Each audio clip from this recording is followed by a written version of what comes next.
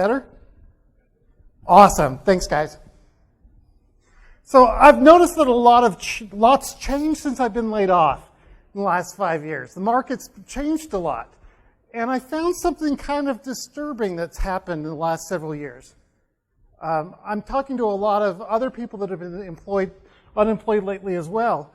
And some of these guys are having a hard time finding jobs, which is odd. This is really strange because the unemployment rate in the United States for information security professionals is 0.67. And I do believe that honestly, there should always be a certain percentage of people always unemployed. Yeah, you have those coworkers. So 0.67. So why are people having a hard time finding a job? So this is some original research I did the other day. And I did a search on Indeed and Monster, and I looked at the number of job postings for CISSP.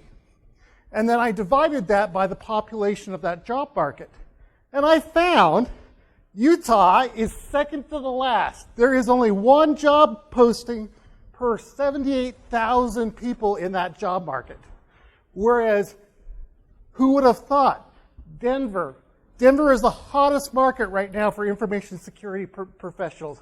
Almost 7 times as many jobs per capita than there is here in the Salt Lake market. When you look at other job titles like information security architect, same kind of thing. You're seeing 212 job openings in Denver. You're seeing 19 in Utah. When you adjust that, it's another 9 times difference. So, just something to think about. Why in this market are companies not investing in information security? Why? Why is that? I would love to have a drink with someone at the bar tonight and figure out. I've not figured out why, all the variables, why companies in Utah aren't investing in information security professionals. Now, I have noticed that 3/4 of the jobs that I've applied for, they're work from home jobs. At first, I didn't know how to find those jobs. Just so anyone else, if you find yourself in the same situation, go to Indeed and under the where, put remote. And that'll list all of your work from home jobs. Okay, now to my real talk. That was just a little side bit informational thing that I just found as interesting and thought I would share.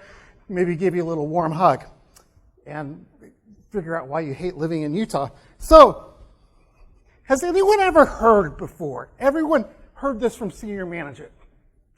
We do more than our competition does to protect our customers' data. Oh, we invest millions of dollars to protect our customers' data. How could this breach have happened?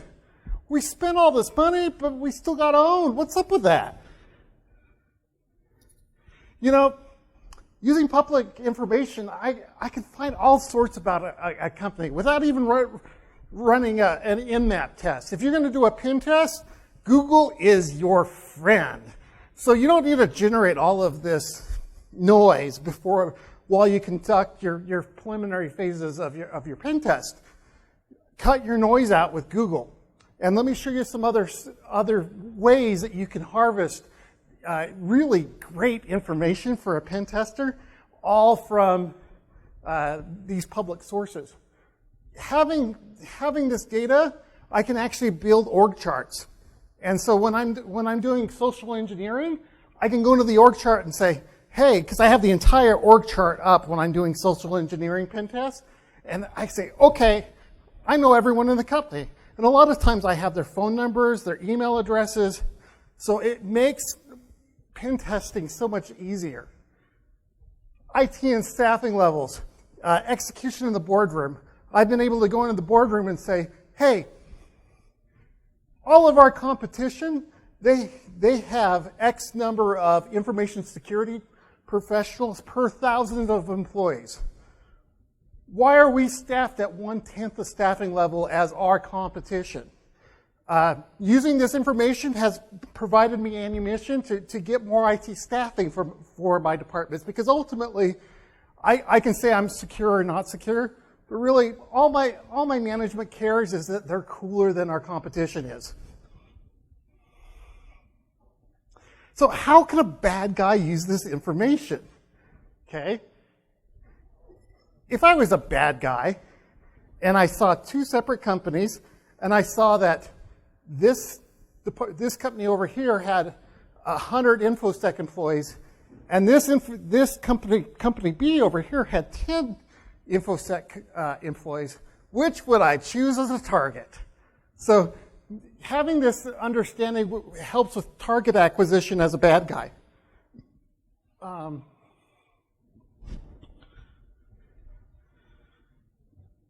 Project justifications are great to justify your projects. Knowing what your competition is running helps you justify your projects. For example,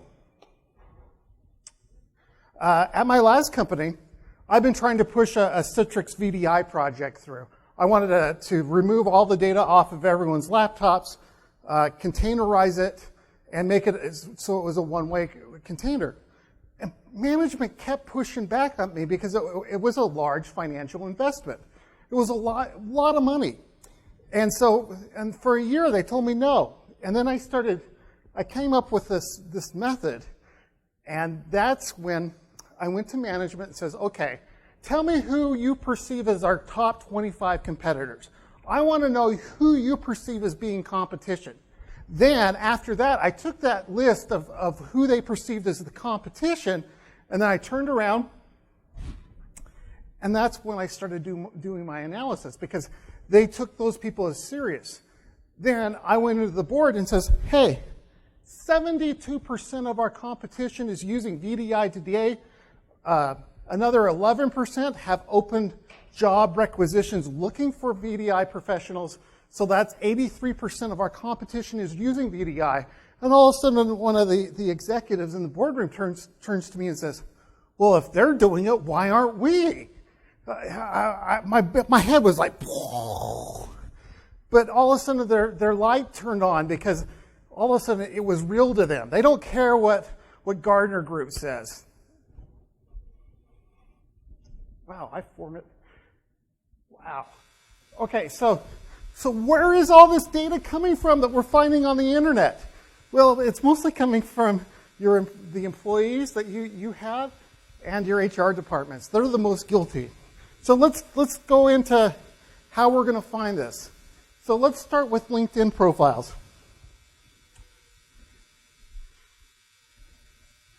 So first we need to have a discussion around being able to do meaningful search on LinkedIn without paying a lot of money. You need to have lots of connections.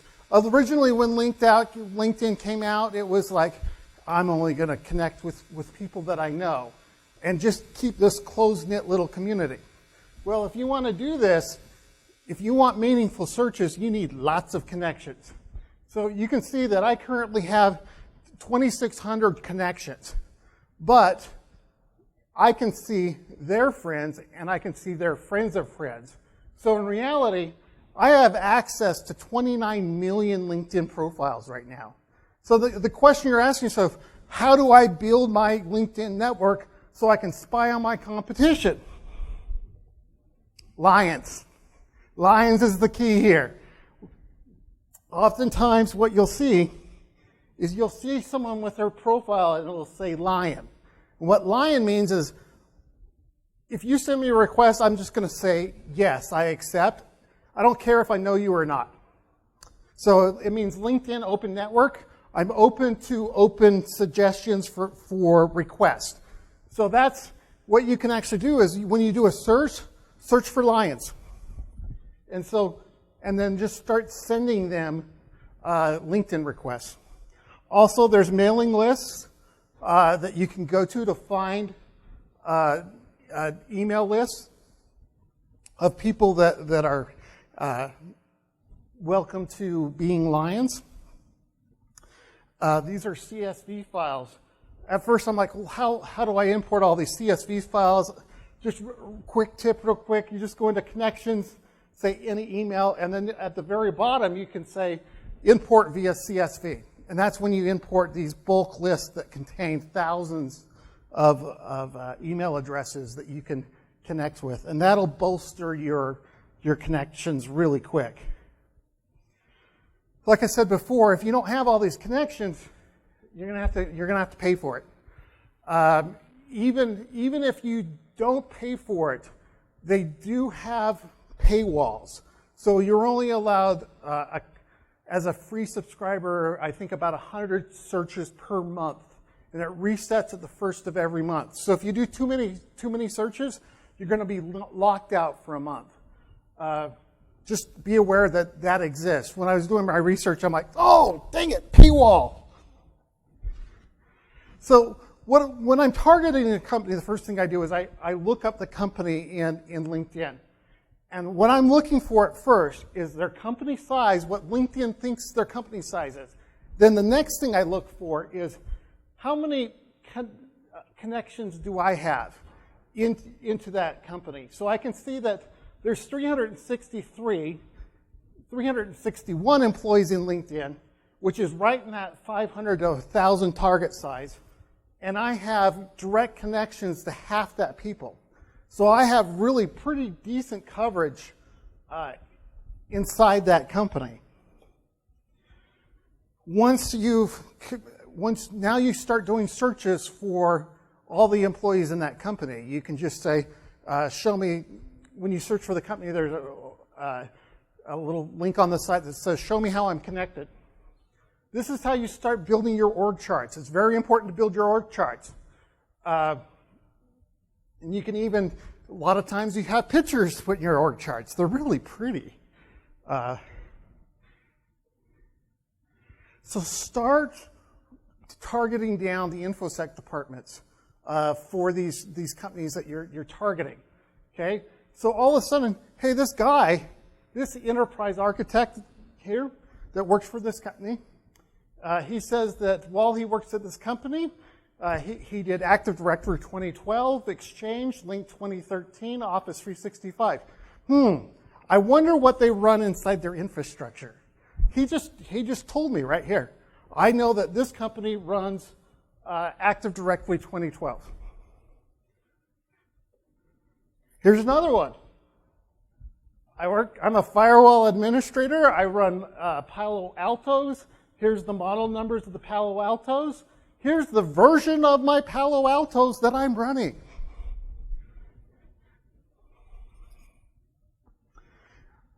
Building budgets is also helpful. When you're justifying the size of your IT department and you're trying to use this information to justify your spending at an organization, it's pretty easy to estimate someone's IT spending. Let's see here. He's running distribution switches of 3650s and 3750Xs. Looks like his core switches looks like a pairing of 7010s and 7018s. And he's running Cisco ASA 5515 firewalls. It's pretty easy for me to tell you, anyone that has some background in Cisco can get on their calculator and tell me what their annual budget is. It's pretty easy. Developers. If I want to find out what programming languages they're using inside their development, I can just search for the LinkedIn profiles for those developers.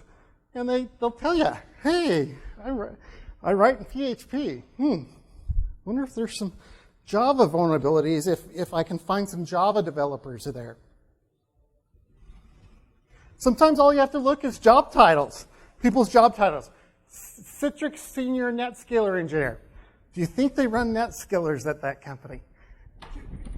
Odds are yes. Fail, but we're okay. Sorry. Okay, another way you can, once you have your org chart, now you can go to salaries.com. You take all the headcount you found from LinkedIn, and now you start plugging it into salaries.com, and you can actually build in what their annual IT spending is for headcount, what their headcount budget is. So I know X company over here, based on these job titles, they're spending $3.7 million in spending. So when I go to management, I can say, hey, they're spending that much. I'm spending 1/10 that. What's going on here, guys? So if I don't have enough data from LinkedIn profiles, let's switch. Okay, let's switch to resumes. Now you have a LinkedIn org chart you've built out. Now you have specific names that you can go out on the internet and start looking for their resumes that they've posted online. Because I found that people put a lot more detail of what they did at an employer in their resume than they put in their LinkedIn profile. So what you do is you go to Indeed.com and click on Find Resumes. It's that middle link at the very top left. And you just type in their name, and then I just put in Utah. And so I'll walk through the entire org chart looking for people that have posted their resumes out. Great way to harvest information about a company. So you can see this guy's in this resume here. In his resume, hey, I worked at this company, and here's some specific things about my organization, about this company. Things that he didn't share in his LinkedIn profile, but he would love to share in the resume that he posted online. So, if that doesn't work, now we switch to job postings. So, when companies look for people, they'll tell you the world of what they're looking for. They'll say, I'm looking for a Java developer with this version of Java that has this experience, or I'm looking for a sysadmin that has Cisco UCS, yada, yada, yada. So now, just by reading a job posting, I pretty much know what their infrastructure is. So there again, when I do that pen test, I can generate a lot less noise. So you can see this company here is looking for specifically a vCenter 5.5 guy that has experience in VM Turbo. This tells me a lot about the organization.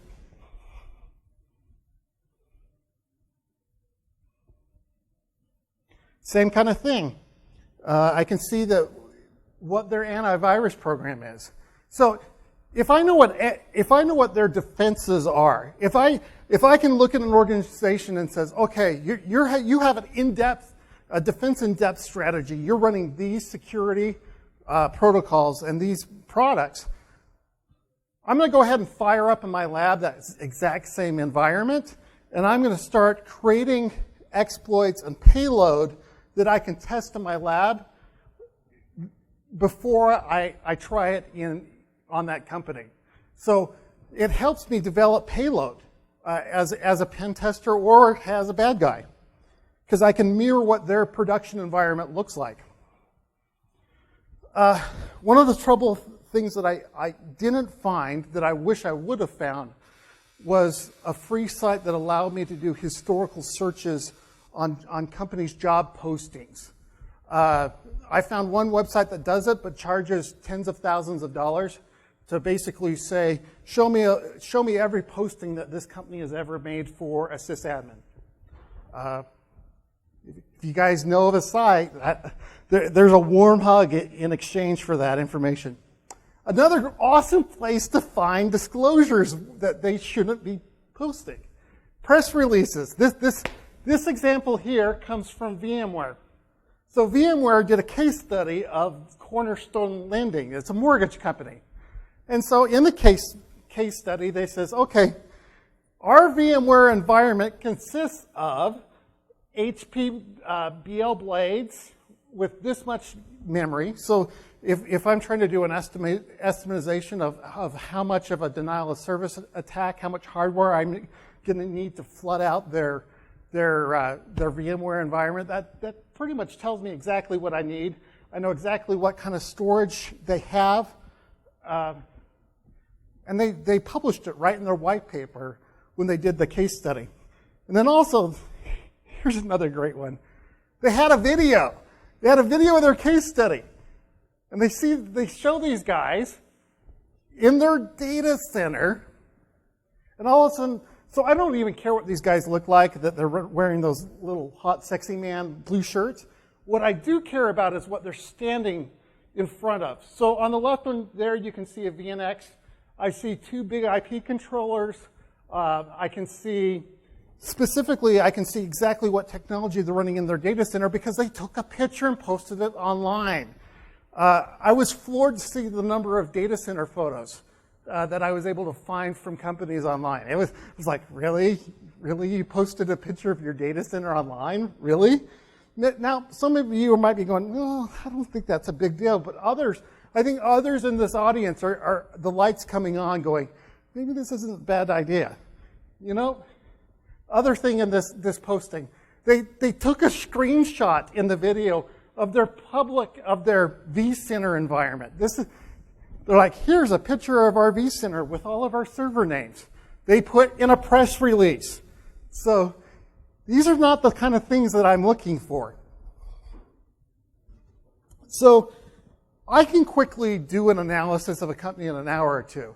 So the question you can ask yourself, is this worth doing once or twice a year? Spending a couple hours once or twice a year and as an information security professional and just going through and just searching for this really quick. I went to our HR department, our legal department, and I says, okay, do I have the ability and the right to tell sysadmins that they need to take certain information off their LinkedIn profiles? And the feedback that I got from my legal department, when I did have a job, was the combination, well, running a particular technology like Cisco is not, wouldn't say earth-shattering. The combination of technologies that your company is running and can be construed as your company's secret sauce. The combination itself could be eluded as proprietary information in of itself. So the legal people I talked to said yes, because in most employee agreements it says that you cannot disclose proprietary company information. But check with your legal departments. So first off, we talked about should we monitor this? Should we watch for this? So how do we stop it? How do we stop this disclosure of information? Having company policies in place. Second, don't use vendor-specific job titles. Instead of saying Citrix admin or vCenter admin, just call it a sys engineer or a sys admin. So work with your HR departments into making your job titles more generic and not specific towards a particular technology. I did some scouting in that list of companies that my organization took as being serious competition. I found one particular organization that they had you could tell they had gone through and sanitized, because when I searched that company, all their IT guys, all it said was sysadmin, no description of what they had while they worked there. And when I looked at their job postings, they were very vague. And so what they had done is they were leveraging their HRIS systems and their HR departments, because now when they post a vague job posting, it takes a lot more HR resources to filter that down to what they're actually looking for. So they relied heavily on their HRIS system to filter out job submissions, people that had made job postings, to really get what they were really after. So it was a little bit more work for their HR departments. I'm a kind of guy that just talks quick. If you'd like to link in with me, there's my contact information if you'd like to send me a LinkedIn invitation. There's my email address. That's pretty much all I have. Does anyone have any comments, questions? Useless trivia. Yeah, go ahead.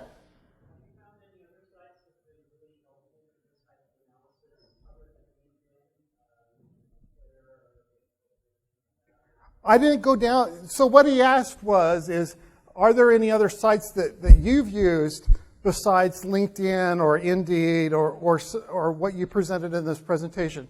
You have sites like Montego,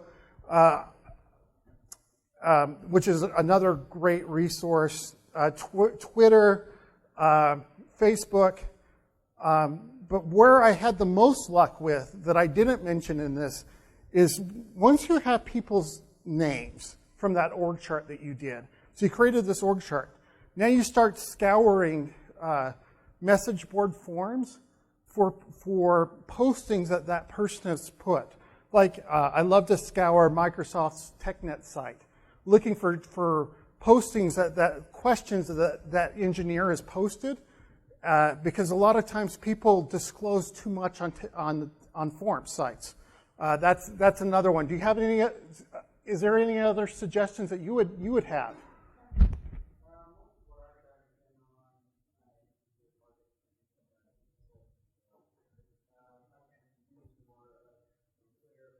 Yeah.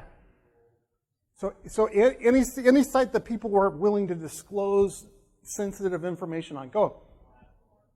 Glassdoor. That was my other one. I forgot to mention that. Yes, Glassdoor is another great website that people will disclose too much. It's like buying an engineer a beer. He'll take anything. Any other questions? Okay, guys. Appreciate it. Thanks, guys.